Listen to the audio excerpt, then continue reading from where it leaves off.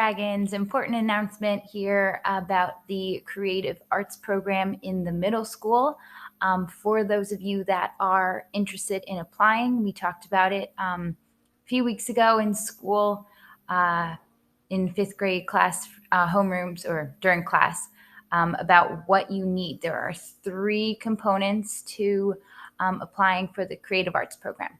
The first one is that in the letter that will be sent out, there is a Google form. If you are interested in applying, you must submit that Google form. From that Google form, you would be getting invited to a Google Classroom that has all the information about the creative arts, the invite to the assessment date, where you would be submitting your portfolio, all that stuff. So step 1 would be filling out that Google form. From there, that will tell me that you are interested in putting together a portfolio. The next step in the process is to start working on your portfolio. So once you submit the Google form, that shows us that you're interested. In order to be applying, you need to show 2 parts. The one part is your portfolio. Your portfolio is made up of 3 to 5 works of art. These works of art in the past would be physically brought into the art room in a folder and would be viewed the day of the assessment. This year, we are doing it all digital, and you would be submitting the files of your works of art. So how you would do that, you would either, depending on the size of your artwork, scan it in. So if your artwork is on, let's say 8.5 by 11, 9 by 12, something that could fit on a scanner, you could scan it in, either if you have a scanner at home or at Staples or somewhere where they have scanning options available for you. And you would then get that file. If your artwork is larger, however, than let's say 9 by 12 and it does not fit at the Staples scanner, you could take a really high quality photo using a camera or your phone. Nowadays, some phones are better cameras than some cameras. And you would want to make sure you get a nice, big, high bird's eye view of your artwork so that it shows the whole thing. Don't use a flash. Make sure you have good lighting in the room. A very good tip is to put it on a darker colored background or something solid colored to make sure that the background, say you put it on your rug, is not distracting to the artwork. Once you have that photo, you would then share it with yourself so it gets to your computer.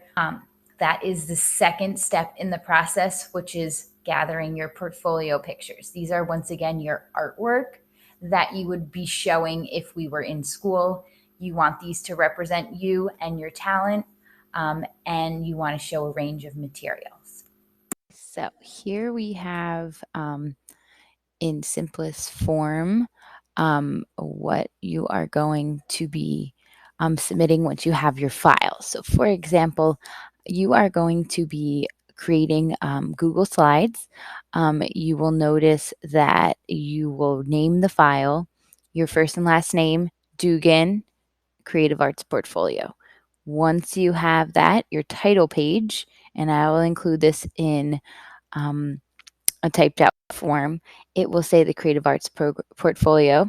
You can include an optional picture, and at the bottom you would put your first and last name and Dugan. You could put school dot semicolon Dugan, and then that would be your cover slide. You can have color on it. I just kept it blank and boring just because I typed it in. You would then add a slide. On the top, you would put artwork 1, you would title it.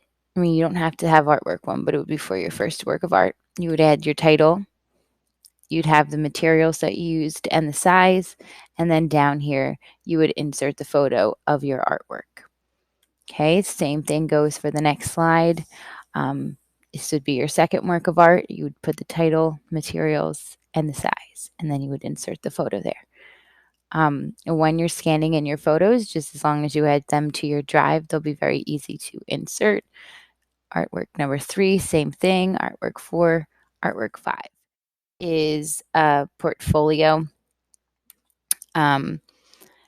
from the art teacher in the district. I'm actually going to not go into present mode because you can't see the bottom. So here we have the title page. It has an optional picture. It says his name. It says Creative Arts Program. This one forgot the school. So please make sure yours says Dugan. From there, first page, this is the first work of art. You can see it's titled Library Mural. Whenever you have a title, it's in quotes. The size is 72 by 30 inches, and it is acrylic. The next slide is there's the picture titled Tired Puppy. It's 18 by 24, and it's charcoal and pastel. Artwork 3 is titled Alyssa. It's 18 by 24, and it's made of pastels. Artwork 4, we have Dr. Hibbs and the Google Gauntlet, 9 by 12, and that's colored pencils. And the last one is Winter Glow, 8 by 10 acrylic. So what you'll notice is they all had very simple backgrounds. This is not the time to have fancy, distracting backgrounds. You want to click on one simple color, something you think would go well with your artwork. You want to show a range of materials. So if you notice, he's got acrylic paint, he's got colored pencils, he has pastels, he's got charcoal, he has a mural that's also made of acrylic. And this would be what you would then be turning in the Google Classroom. So once you have your slides scanned, or your artwork scanned in, you would insert them to your drive, and then from your drive, you would create Google Slides with your name. The third component to applying is what usually is the in-person creative arts assessment. Now, this assessment is given by Mr. Locke, who is the creative arts director at the middle school. This year, since we are doing things digitally, you will get invited to a Zoom meeting on the day of the assessment. This will all be posted in the Google Classroom. Now, going back, the Google Classroom, you get invited to right after you fill out step 1, that Google form. When you express interest, you will get invited to the Google Classroom. In the Google Classroom will be the place for you to upload your step 2 portfolio. The portfolios this year are due May 31st. So if you do not submit your portfolio by May 31st, you will not get invited to the Zoom Creative Arts Assessment. So you want to make sure that you follow the deadline, or else you will not be able to apply. So once again, all the information will be in the Google Classroom that you get invited to after you complete step 1. So going back to step number 3, the Creative Arts Assessment. This will take place in June. The date will be shared with you. You will get the link to the Zoom meeting. The day of the assessment, you will only have the ability to use a pencil and an eraser. No colored options, no shading materials, no markers, crayons, colored pencils. It is just a pencil and a piece of paper. Mr. Locke will be in the Zoom. I myself will also be in the Zoom, but Mr. Locke will be running the show. He will give you a prompt, and from that prompt, let's say he reads you a poem, or he gives you a topic, or he describes something. You will respond to his prompt using your pencil and your eraser, and you will create a drawing.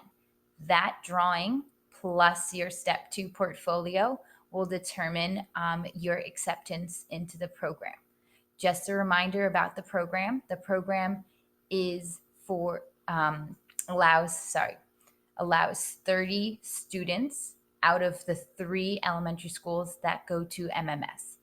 That means that it is a selective program. It is for people who spend their time drawing at home, for who spends their time going above and beyond, challenging themselves using problem-solving skills, not always being told what the next step is, but taking the initiative to figure it out.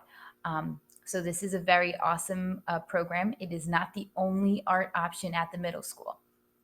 So if you think this describes you, definitely fill out the Google form. If you have any questions, if you are even curious, do you think I should apply? Please reach out to me in email.